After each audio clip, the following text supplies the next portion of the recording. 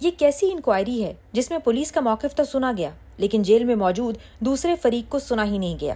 سندھ باد hotel case میں لاہور سے اعلیٰ پولیس افسران پر مشتمل انکوائری ٹیم ملتان پہنچی۔ ذرائع کے مطابق پولیس افسران کا موقف ریکارڈ کیا گیا، لیکن جب باری آئی ان افراد کی جو اس کیس میں گرفتار ہو کر جیل پہنچے تو ان سے ملاقات ہی نہیں کی گئی اور نہ ان کا موقف جانا گیا۔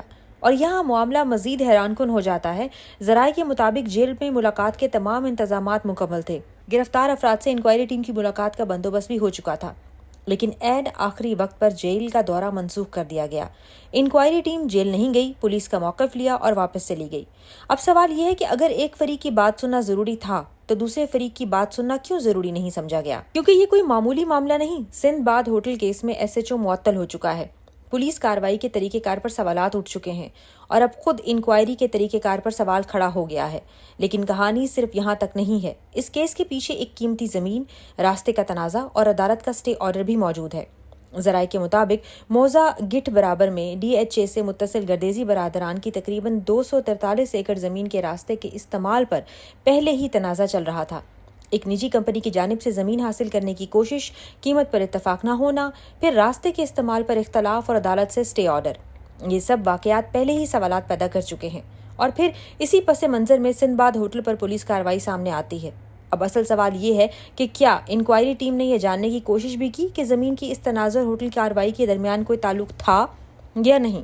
اگر کوئی تعلق نہیں تھا تو اسے واضح کیا جائے، اور اگر کوئی تعلق تھا تو پھر معاملہ صرف ایک SHO کی معطلی کا نہیں رہے گا۔ پھر یہ بھی دیکھنا ہوگا کہ پولیس اختیار کس مقصد کے لیے استعمال ہوا اور اس کارروائی کے پیچھے اصل محرک کیا تھا۔ ہم کسی فریق کو مجرم قرار نہیں دے رہے، الزام اور جرم ثابت ہونا دو الگ الگ چیزیں ہیں۔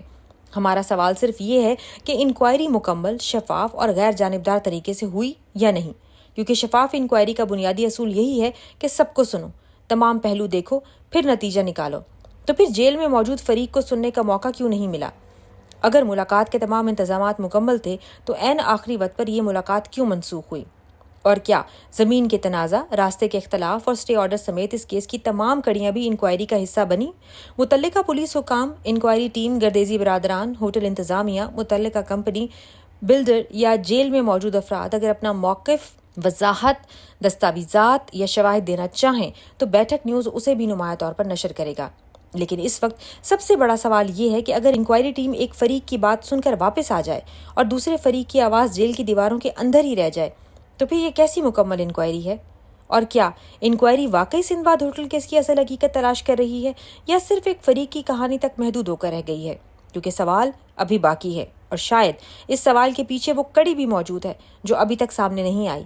سندھ باد ہوٹل کیس پر بیٹھک نیوز کی عوامی مفاد میں تحقیقات اور سوالات کا سلسلہ جاری رہے گا۔